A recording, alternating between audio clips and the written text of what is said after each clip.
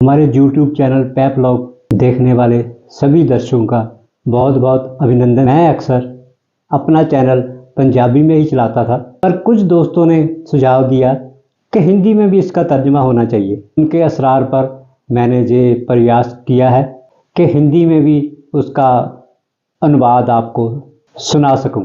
आशा है यह भी आपको अच्छा लगेगा। बर्बादे गुलिस्तां करने को बस एक ही उल्लू काफ़ी है, हर शाख पे उल्लू बैठा है, अंजामे गुलिस्तां क्या होगा। जय शेर शौक बहराइची का लिखा हुआ है, जो 1884 में सैयदवाड़ा मोहल्ले में अयोध्या में पैदा हुए थे। उनका असल नाम हुसैन रिजवी था। किसी ने कहा है कि नेता बनने के लिए और जज बनने के लिए बहुत बुद्धिमान और ईमानदार होना जरूरी है, लेकिन इन दोनों शोबों में वो लोग आ रहे हैं जिनका मकसद सिर्फ कमाई करना होता है। जजों के तो ऐसे फैसले आ रहे हैं जिससे इंसानियत शर्मसार हो जाती है। जैसे कुछ दिनों पहले एक जज साहिबान ने जो फैसला किया था, क्या अगर किसी और जज ने बहन बेटी के साथ हुए ऐसे हादसे में ऐसा फैसला किया होता तो क्या वो बर्दाश्त करते। अंग्रेजी में एक कहावत है, seizures wife should be above suspicion, अर्थात सीजर की वाइफ पर भी शक नहीं होना चाहिए। कहानी इस तरह है कि महान रोमन योद्धा जूलियस सीजर जब अपनी सेनेट का एक महत्वपूर्ण नेता बन गया तो उसको सरकारी निवास भी उसके रुतबे के हिसाब से दिया गया। इस खुशी के उपलक्ष्य में उसकी पत्नी पोम्पिया ने उसी सरकारी महल में बॉन्डे, जहां हमारे शब्दों में अच्छी देवी नाम त्योहार मनाने का फैसला किया। इस त्योहार का एक नियम था कि इसमें सभी औरतें होती थी और कोई भी मर्द इसमें नहीं आ सकता था, मतलब कि यह मर्दों के लिए निषेध था। इसमें एक आदमी जिसका नाम क्लॉडियस था औरतों के परिधान पहनकर शामिल हो गया। उसका मकसद रानी पोम्पिया को आकर्षित करना था। कहा यह भी गया है कि उसे खुद पोम्पिया ने ऐसा करने का नियंत्रण दिया था। बेचारा अपने आप को छुपा नहीं पाया और पकड़ा गया। अब उस पर मुकदमा चलाया गया। सीजर ने उसमें ना तो कोई हस्तक्षेप किया और ना ही गवाही दी, इसलिए सबूतों के अभाव में उसको निर्दोष मानते हुए रिहाई मिल गई। पर उसके बाद सीजर ने अपनी पति पोम्पिया को तलाक दे दिया। जब उससे यह पूछा गया कि जब क्लॉडियस पर दोष साबित ही नहीं हुआ तो इसकी सजा पोम्पिया को क्यों दी गई, उस वक्त जूलियस सीजर का यही उत्तर था कि सीजर की पत्नी पर भी कोई उंगली नहीं उठनी चाहिए, जो असल में अंग्रेजी में ऊपर मैंने बता ही दिया है। यह कहावत उन लोगों के लिए बहुत मायने रखती है जिनके ऊपर बहुत से लोगों का भरोसा होता है कि वह हमेशा सत्य और न्याय के साथ रहेंगे और किसी भी तरह के दोष से ऊपर उठकर अपने आचरण और व्यवहार में पारदर्शिता रखेंगे। पर हमारे नेताओं जजों ने ना ही अपनी छवि को धूमिल किया है, बल्कि न्याय प्रणाली पर भी धब्बा लगाया है और लोगों का विश्वास भी खोया है। मैंने जो शौक बहराइची का शेर ऊपर पढ़कर सुनाया है वो इसकी तायीद करता है कि हम एक ऐसे दौर से गुजर रहे हैं जहां इंसाफ खरीदा जाता है, पर हमारे न्यायाधीश और न्यायालय पैसे की चमक में अपने ओहदे की गरिमा को भूल बैठे हैं। किसी ने तो जहां तक भी लिखा है कि न्यायालय एक वेश्या की तरह अपने आप को पैसे की खनक से बेच रहे हैं। सभी न्यायाधीश ऐसे नहीं हैं। न्यायालय में हर किसी को अपना बयान देने से पहले उसके पसंदीदा धार्मिक ग्रंथ पर हाथ रखकर शपथ लेने का ड्रामा किया जाता है कि मैं जो भी कहूँगा सत्य कहूँगा और सत्य के सिवा कुछ नहीं कहूँगा। और बयान देने वाला उसी ग्रंथ जिसको वह मुकद्दस समझकर हर रोज पढ़ता है और अथवा पाठ करता है कि सामने झूठ बोलता है, क्योंकि उसको पता है कि किताब या ग्रंथ उसका कुछ बिगाड़ नहीं पाएंगे। इसी तरह हमारे नेताओं और न्यायाधीशों को पद की गरिमा और गोपनीयता रखने की शपथ संसद में अपने ओहदे पर आसीन होने से पहले दिलवाई जाती है। सबको पता होता है कि यह सब एक दिखावा है और इस सब को वो ताक पर रखकर मोटी कमाई करेंगे और उसी कानून को तार तार करेंगे। इसी को बहुत सी हिंदी फिल्मों में भी दिखाया गया है। एक नमूना पेश है। हिंदी फिल्म ईमान धर्म में अदालत में एक झगड़े के मुकदमे पर सुनवाई होती है। अमिताभ बच्चन भाड़े के गवाह के रूप में पेश होते हैं, जिन्हें यह नहीं पता होता कि वो गवाही किसकी दे रहे हैं। वह बोले जा रहे हैं कि गुल्लू मियाँ बहुत ही शरीफ हैं और वो झगड़ा कर ही नहीं सकते क्योंकि चौधरी साहब ने उनकी अच्छी परवरिश करके उन्हें इतना बड़ा किया है। तो वकील पूछ लेता है कि गुल्लू मियाँ कितने बड़े हैं। अमिताभ बच्चन सक्का आ जाते हैं क्योंकि उन्होंने तो गुल्लू मियाँ को देखा ही नहीं होता। फिर भी अमिताभ बच्चन अपने हाथ की ऊंचाई से अपने सीने तक हाथ ले जाकर बता देते हैं कि इतने को बड़े हैं गुल्लू मियाँ। इस पर वकील कहता है कि जज साहब, गवाह को यह भी मालूम नहीं कि गुल्लू मियाँ चौधरी साहब के मुर्गे का नाम है। इस पर अमिताभ बच्चन चालाकी दिखाते हुए कहते हैं कि वकील साहब, अभी मैंने दूसरा हाथ तो लगाया ही नहीं। और फिर वो दूसरा हाथ ऊपर वाले हाथ के कोई 1 फुट नीचे लगाकर कहते हैं कि गुल्लू मियाँ की ऊंचाई इतनी रही होगी। आजकल जिस मुद्दे की जोरों पर चर्चा है और सोशल मीडिया ने तो उसकी धज्जियां उड़ाकर रख दी हैं, वो है हमारे दिल्ली उच्च न्यायालय के दूसरे नंबर के वरिष्ठ न्यायाधीश वर्मा जी के घर से स्टोर में से 500 नोटों के जलने की खबर। मैं इसमें ज्यादा वक्त जाया नहीं करूंगा क्योंकि आज भारत के हर कोने में लोग इससे वाकिफ हैं। किसी ने एक बहुत ही खूबसूरत बात कही है, एक घर की आग बुझाने गए थे, पता नहीं कितनों के घरों में आग लगाए। थोड़ी सी घटना का ब्यौरा देता चलूं। हमारे न्यायाधीश वर्मा जी उस कॉलेजियम के भी सदस्य हैं जो जजों को लगाने की फरमाइश करती है और उनके स्थानांतर भी करती है।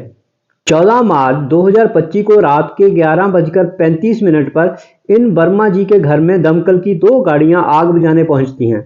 आग रिहायशगाह के ही अहाते में स्थित एक स्टोर में, जिसमें घर का फालतू सामान रखा हुआ था, में लगी थी। वहां पर उपस्थित किसी शख्स ने तस्वीरें और वीडियो ले लिए होंगे। उस वक्त वर्मा जी छुट्टी मनाने अपने पैतृक घर भोपाल गए हुए थे। अब दमकल कर्मचारी तो अपना काम खत्म करने के पश्चात निकल लिए, किसी ने कोई मुंह नहीं खोला। 15 मार्च शाम के 4:50 पर दिल्ली पुलिस के आयुक्त दिल्ली मुख्य न्यायालय के मुख्य न्यायाधीश DK उपाध्याय को सूचित करते हैं। वर्मा जी भी दिल्ली वापस पहुंच जाते हैं और मुख्य न्यायाधीश के निजी सचिव के साथ आग लगे हुए स्टोर का निरीक्षण करने के पश्चात उपाध्याय जी को रिपोर्ट देते हैं कि स्टोर को कोई ताला वगैरह नहीं लगाया जाता था। कोई व्यक्ति YouTube पर 500 के जले हुए नोटों के बंडलों की फिल्म और चित्र डाल देता है। कहा गया है कि 4-5 टाट के बड़े थैलों में 15 अथवा 50 करोड़ रुपए रहे होंगे। उसके बाद और कार्रवाई चलती रहती है और अंततः न्यायाधीश उपाध्याय अपनी जांच रिपोर्ट और वर्मा जी के जवाब के साथ भारत के सर्वोच्च न्यायालय के मुख्य न्यायाधीश को इस मामले को बहुत ही संवेदनशील बताते हुए इसकी जांच की सिफारिश कर देते हैं। वर्मा जी इन पैसों से अपना कोई नाता होने से इनकार कर देते हैं कि दरवाजा खुला रहता है, कोई भी बाहर से उसमें उन्हें बदनाम करने की गरज से यह पैसा रख सकता है। सर्वोच्च न्यायालय उस पर अपनी प्रतिक्रिया देते हुए वर्मा जी को इलाहाबाद मुख्य न्यायालय में तैनात करते हुए कोई भी काम न देने के आदेश दे देते हैं और इस मामले की जांच के लिए 3 न्यायाधीशों की एक कमेटी बना देते हैं, जिसमें कोई भी समय सीमा रिपोर्ट देने के लिए निर्धारित नहीं की जाती। इस कार्रवाई और उपाध्याय जी की ये पत्र और वर्मा जी के जवाब और जले हुए नोटों के वीडियो सर्वोच्च न्यायालय ने अपनी अधिकारित वेबसाइट पर भी डाल दिए थे, पर इलाहाबाद के वकील इसका जोरदार विरोध करते हैं कि क्या इलाहाबाद मुख्य न्यायालय कूड़ा घर है जो भ्रष्टाचार छवि वाले लोगों को वहां भेजा जा रहा है। उन्होंने यह भी मांग की है कि न्यायमूर्ति वर्मा जी के द्वारा औहदे पर रहते हुए जो भी फैसले किए हैं उन सभी की समीक्षा होनी चाहिए। और 24 मार्च को श्री नेदुम पारा, एक वरिष्ठ वकील, सर्वोच्च न्यायालय में एक याचिका दायर कर देते हैं, जिसमें वह कई प्रश्न उठाते हैं कि सर्वोच्च न्यायालय को इस मामले पर जांच कमेटी बिठाने का अधिकार ही नहीं है। आग लगने की वजह क्यों स्पष्ट नहीं की गई? जो चित्र और वीडियो YouTube पर डाले गए हैं उनको किसने खींचा था? 2 दिन देरी से इस मामले में प्रथम सूचना रिपोर्ट FIR दर्ज करने का क्या उद्देश्य है? अगर यह पैसा वर्मा जी का नहीं था, उन्होंने स्वयं प्राथमिकता रिपोर्ट दर्ज क्यों नहीं करवाई? मामला जांच कमेटी के समक्ष है। देखें ऊंट किस करवट बैठता है। लोगों को इस जांच कमेटी से ज्यादा आशा नहीं है, क्योंकि उनकी सोच है कि जैसे कि अंग्रेजी में एक कहावत है कि you scratch my back I scratch yours, मतलब कि तुम मेरी मदद करो मैं तुम्हारी मदद करूंगा। अब इसके हशर पर नजरसानी करते हैं। अगर वर्मा जी को दोषी ठहराया जाता है तो उन्हें 2 विकल्प दिए जा सकते हैं। पहला तो यह है कि वह स्वेच्छा से सेवा मुक्त हो जाएं और दूसरा त्याग पत्र दे दें। अगर वह इन दोनों को ही ठुकरा देते हैं और अडिग रहते हैं तो उन पर महाभियोग की कार्रवाई करने के लिए भारत के उच्चतम न्यायालय के मुख्य न्यायाधीश प्रधानमंत्री और राष्ट्रपति को केस भेज सकते हैं। वहां पर अगर इस पर दोनों सदनों में सहमति हो जाती है तो उन्हें नौकरी से निकाला जा सकता है। अगर किसी भी एक सदन में यह मत मंजूर नहीं होता तो दुनिया की कोई भी ताकत उन्हें अपने ओहदे से हटा नहीं सकती। यहाँ पर यह भी बताना नहीं होगा कि उन्हें अपने प्रांत के मुख्य न्यायालय से दिल्ली स्थानांतर करके वरिष्ठता के क्रम में दूसरे नंबर पर रखा गया था। अगर वह अपने प्रांत में ही रहते तो वहां उनकी वरिष्ठता में 9वां स्थान होता। क्या खूब कहा है स्वर्गीय राहत इंदौरी जी ने, जो इस मौके पर बहुत याद आ रहा है। लगेगी आग तो आएंगे सभी के घर इसकी जद में, जहां हमारे अकेले का घर थोड़े ही है। अब धड़ाधड़ न्यायाधीशों की स्थानांतर की प्रक्रिया शुरू हो गई है। दिल्ली से ही 3 जजों का तबादला कर दिया गया है। कुछ ना कुछ तो दाल में काला है, जहां सारी की सारी दाल ही काली है। अब आते हैं भारत के उन न्यायाधीशों पर जिन पर महाभियोग की कार्रवाई शुरू हुई। इनमें सबसे पहले क्रम पर न्यायमूर्ति रामास्वामी आते हैं, जिन पर 1993 में पंजाब और हरियाणा मुख्य न्यायालय में अपने कार्यकाल के दौरान कुछ मसलों में धांधलियों के आरोप के तहत महाभियोग के लिए कार्रवाई शुरू की गई थी, पर यह मत पास नहीं हुआ क्योंकि सत्ता पक्ष के सांसद गैर हाजिर ही रहे थे। उनके पश्चात न्यायाधीश सुमित्रा सेन, जो के कलकत्ता मुख्य न्यायालय में तैनात थे, के ऊपर हेरफेर के दोष लगे थे। 2011 में उनके खिलाफ महाभियोग का मत उच्चतम सदन राज्यसभा में पास भी हो गया था, पर इससे पहले के निचले सदन में लोकसभा में इस पर कार्रवाई शुरू होती, उन्होंने अपना त्यागपत्र देकर अपना बचाव महाभियोग की बदनामी से कर लिया। तीसरे स्थान पर आते हैं हमारे कर्नाटक और सिक्किम की उच्च न्यायालय के न्यायमूर्ति पीडी दिनाकरन, जो जमीन हड़पने और भ्रष्टाचार के दोषी पाए गए थे। उनके ऊपर महाभियोग की कार्रवाई शुरू हो गई, पर वे इसके संपन्न होने के पूर्व ही अपना त्यागपत्र देकर चल दिए। अभी हाल में ही 29 मार्च को पंजाब और हरियाणा की एक महिला न्यायाधीश श्रीमती निर्मल जाधव जी को 17 साल की लंबी सुनवाई के पश्चात 15 लाख की रिश्वत, जो कि उन तक पहुंची ही नहीं थी, के मुकदमे में से सीबीआई की स्पेशल कोर्ट ने चंडीगढ़ में निर्दोष करार देते हुए बरी कर दिया है। इनका किस्सा भी अपने आप में अनोखा है। 13 अगस्त 2008 का दिन है। आज़ादी दिवस से सिर्फ 2 दिन पहले की बात है।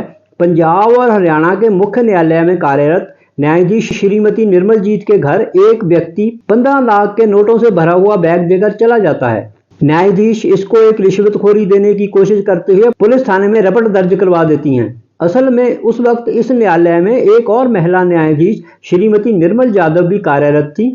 यह रकम देने वाले ने उनके लिए भेजी थी, जो गलती से निर्मल जीत जी के घर पहुंचा दी गई थी। अब शोर मच गया। कुछ लोग तो मजाक में यह भी कहने लगे कि अब औरत मर्दों से किसी भी काम में पीछे नहीं रही। इस केस की पूरी तफसील इंटरनेट पर मौजूद है कि किस तरह न्यायाधीश साहिबा ने अपने आप को निर्दोष साबित करने के लिए जी तोड़ मेहनत की और अंततः वह अपने लिए एक साफ छवि वाले न्यायाधीश का सर्टिफिकेट हासिल करने में कामयाब रही।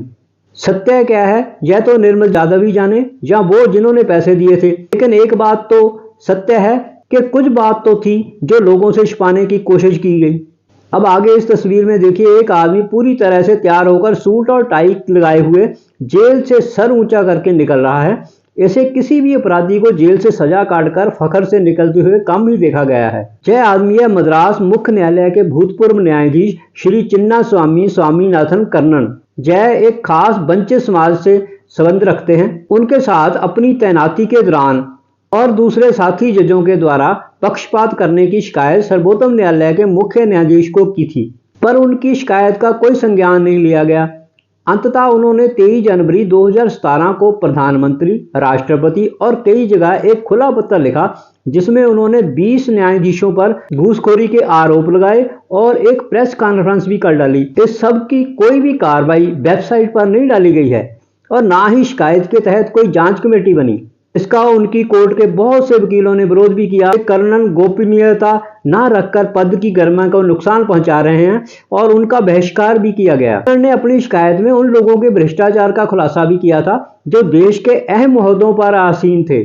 उनकी शिकायत का कुछ आधार अरुणाचल प्रदेश के भूतपूर्व मुख्यमंत्री कालकोपुल की वो डायरी थी, जिसमें उन्होंने बहुत से लोगों को घूस देने का जिक्र किया था और बाद में उनका शव घर के पंखे से लटकते हुए मिला था। जब न्यायाधीश कर्णन की शिकायत पर कोई कार्रवाई ना हुई तो उन्होंने उनको प्रताड़ित करने के आरोप में 8 मई 2017 को भारत के सर्वोच्च न्यायालय के मुख्य न्यायाधीश जस्टिस जगदीश सिंह केहर सहित 7 अन्य न्यायाधीशों को अनुसूचित जाति अत्याचार निवारण अधिनियम 1999 के तहत 5 वर्ष के लिए बामुशक्कत जेल की सजा सुना दी, जिसे अदालत की तौहीन माना गया।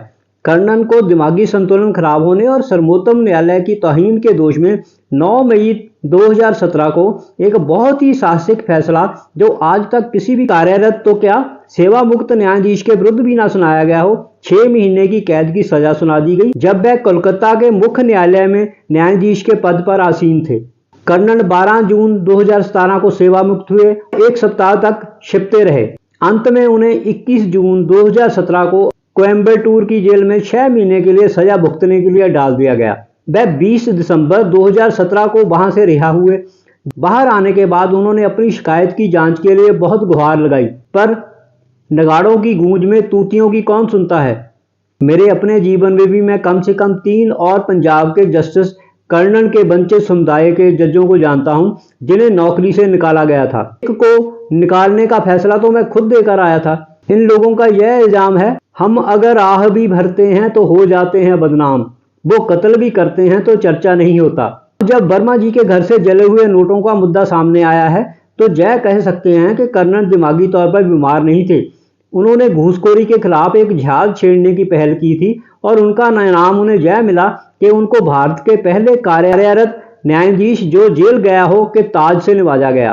क्या अब 7 साल बाद भी कर्नल की शिकायत पर सरकार उन 20 जजों के खिलाफ कोई जांच का आयोग गठित कर सकती है और सच्चाई लोगों के सामने आ सके और दोषियों को उनके किए की सजा मिले? वैसे तो अभी तक न्यायाधीशों की आय का और सरकारी कर्मचारियों की तरह ब्यौरा डालने का मसला भी हल नहीं हुआ। हाँ, अब जजों की चयन प्रक्रिया पर भी, इसको कॉलेजियम के नाम से जाना जाता है, पर बहस छिड़ गई है। बहुत से आंकड़े बताते हैं कि भारत में तकरीबन 200 परिवार ही ऐसे हैं जहां से जज लोग आते हैं, जहां किसी तरह उन्हें चयन प्रक्रिया में पहल दी जाती है। पिछले समय के कुछ न्यायाधीशों के केस उठाकर दे सकते हैं, इसमें यही बात सत्य होती है। इसके साथ ही आज का ये संस्करण खत्म होता है। आगे अगले चरण में फिर पेश होऊंगा। तब तक के लिए आप सबको नमस्कार।